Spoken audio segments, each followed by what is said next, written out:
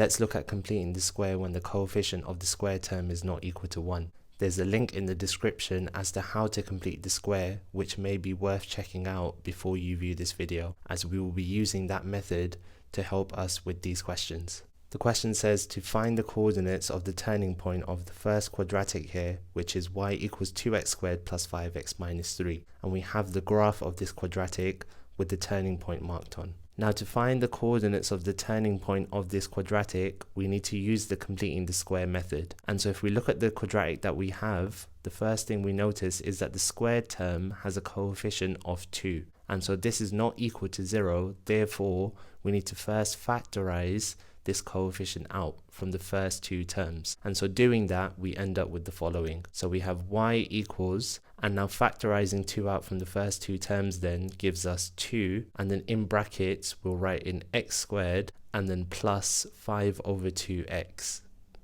And then closing the bracket, we have the minus 3 on the outside. Now the next step is to complete the square on the brackets. And so effectively, we're going to rewrite this as a squared bracket. So we now have y equals 2, and now we're going to use squared brackets.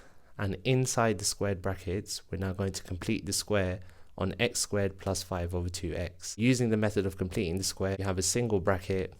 And inside, for the first term, we look at the variable here, which is x. And so we're going to write that in. And then we're going to half the coefficient of the single x term. So the single x term has a coefficient of 5 over 2. If we half that, we get 5 over 4. And so writing that in, we now have x plus 5 over 4, and then we close our bracket and add on the square. Now, if we were to expand out x plus 5 over 4 all squared, we would get the following. So x times x gives us x squared. X times 5 over 4 gives us 5 over 4x, and then 5 over 4 times x gives us 5 over 4x again, and then 5 over 4 times 5 over 4 gives us 25 over 16. So we have x squared plus, so 5 over 4x plus 5 over 4x is 10 over 4x, which simplifies to 5 over 2x, and then we have a single term on the end, which is 25 over 16. Now, if we compare x squared plus 5 over 2x plus 25 over 16 with the terms inside the brackets here, so x squared plus 5 over 2x, then we notice that the difference between these two expressions is the 25 over 16. And so when we're completing the square here, we now need to subtract 25 over 16 so that we are left with the original expression that we have, but in completed the square form. And so we subtract 25 over 16. Now a quicker way to think about this going forwards is when you complete the square, look at the second term inside the bracket, square this, and then take that away.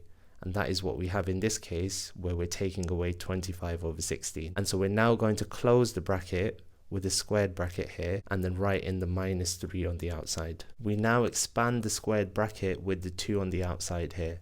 And so if we do that, we end up with y equals, so 2 times this first term will just give us 2 and then brackets x plus 5 over 4 all squared. And then we have 2 times minus 25 over 16, which gives us minus 25 over 8. And then we also have the minus 3 here, but being careful that we're not multiplying that by 2 because the 2 is in front of the squared brackets only. And so we write down minus 3 on the end. You can now rewrite this as y equals 2 and then brackets x plus 5 over 4 all squared, and then we have minus 25 over 8, and then the minus 3 can be written as minus 24 over 8. And so because the two fractions have a common denominator, we can now subtract them, which now gives us y equals 2 and then brackets x plus 5 over 4 all squared, and then we have minus 25 over 8 minus 24 over 8, which is minus 49 over 8. Now to work out the coordinates of the turning point, if we look at the graph here, we see that the smallest possible y value of the quadratic is the y coordinate of the turning point. And because the quadratic has been rewritten in completed the square form, we can now use this to think about how we can make y as small as possible such that we end up with the y coordinate of the turning point and consequently the x coordinate. To obtain the smallest possible y value, we need to look at the expression here and think about how we can make this as small as possible. Because we have a square here and the smallest possible value we can obtain when we square something is 0, we need to make the brackets here equal to 0, because then when we square that, that would equal to 0, and this will be as small as possible. And so we have x plus 5 over 4 equals to 0, and so if we solve this, we obtain that x is equal to minus 5 over 4. And this is the x coordinate of the turning point here. Now to work out the y coordinate, we can substitute this back in and then work out the y value that we end up with. If we were to do that, then minus 5 over 4 in replacement of x would then give us 0 inside the brackets. 0 squared is 0, times the 2 is 0, and so we would be left with minus 49 over 8.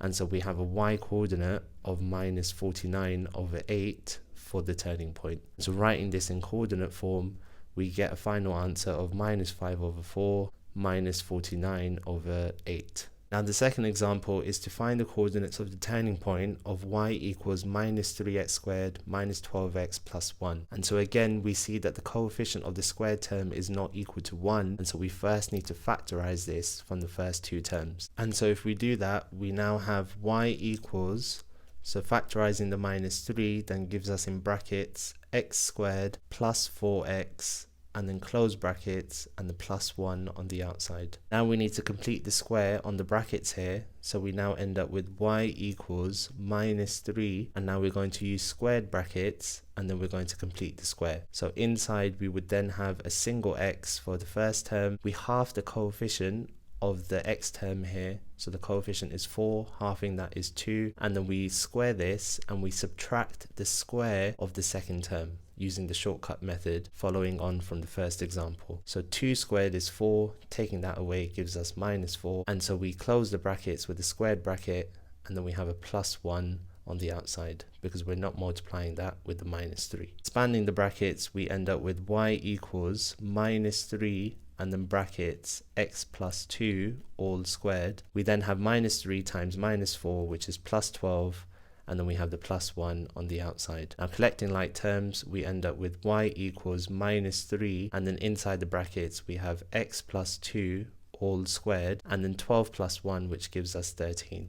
Now to find the coordinates of the turning point of this quadratic, if we look at the graph, we see that the quadratic has the largest possible value of y at the turning point, and so effectively we're trying to make this as large as possible. Now let's try some numbers to help us understand this, bearing in mind that we're trying to make y as large as possible. If we first start with the expression, we have minus 3, and now suppose inside the brackets this was all equal to 1, then we would get 1 all squared plus 13. Now if we simplify this, we have 1 squared, which is 1, times minus 3, which is minus 3, plus 13, which is 10. If we now say that inside the brackets everything was equal to 2, then we would have minus 3 times in brackets 2 and then all squared plus 13. The 2 squared is 4, 4 times minus 3 is minus 12, and then plus 13 would give us 1. And so we see that as 1 increases to 2, our overall answer for y decreases, but we're looking for the largest possible value of y. Likewise, if we try negative numbers, we see that the following occurs. So inside the brackets this time, if we make it equal to minus 1,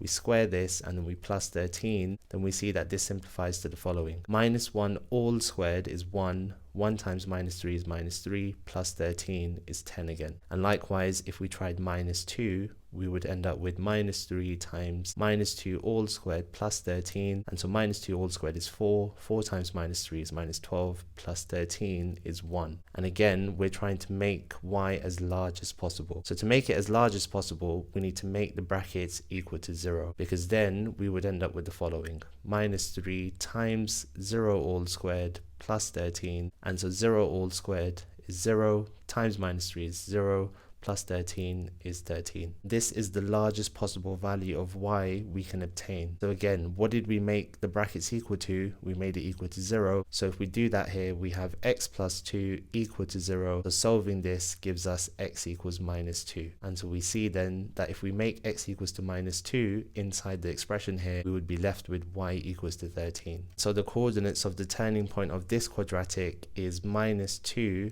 and 13.